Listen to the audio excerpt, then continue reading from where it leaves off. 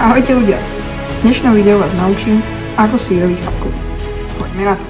Na prípravu fakle budeme potrebovať palicu, ktorá bude tvoriť kostru fakle, staré tričko, plechovku a parafínové sviečky. Tu je dôležité, aby boli parafínové. Ako prvé si musíme palicu trochu predpripraviť na to, aby sa nám ako budúca fakla dobre držala. To znamená, že ošúpeme z nej kôru a trošku si pripravíme rukoveď, teda tú časť, kde ju budeme držať. Takže drevo sme si mierne upravili a teraz sa presunieme k ďalšej časti. Tričko alebo látka, ktorú chceme použiť na našu faklu. Z trička budeme musieť nejakým spôsobom urobiť pásiky.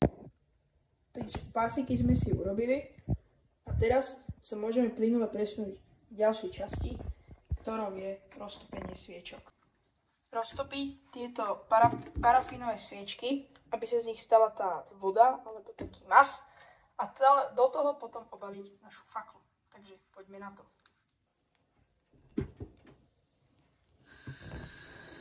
Plechovku položíme na varič, vytiahneme sviečku, vyberieme z nej knôt a ten vosk alebo parafín, čo nám zostal, hodíme do plechovky. To isté spravíme aj s druhou sviečkou.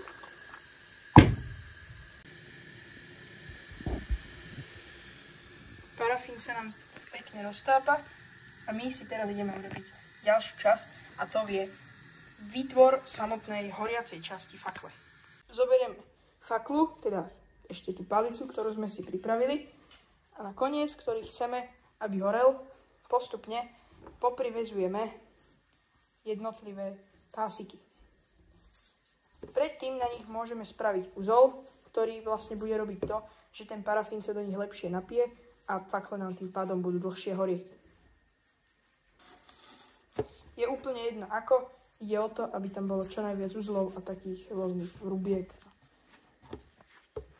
Aby sa jednoducho ten parafín roztopený mal do čoho nasať.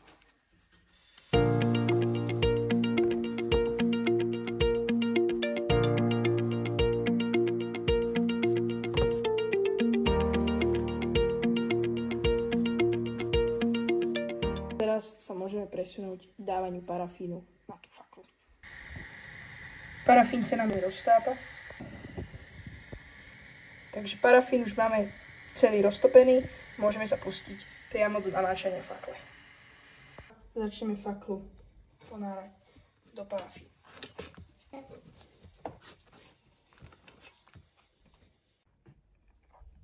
Keď už sa nám zdá, že sme faklu poriadne namočili v parafíne, tak ju vytiahneme.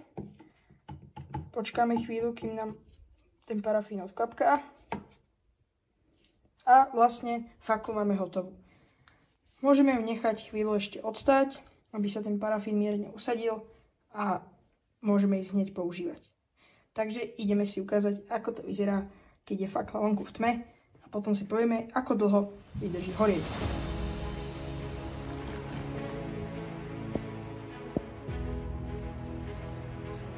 Vidíte vlastne, že s drevom sa nič moc nedieje, že horí vlastne náš parafín na látke.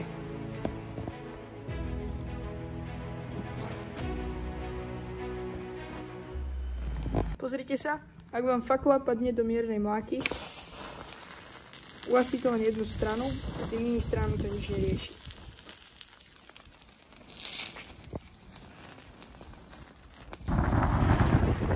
Fúka vietor, fakla stále horí.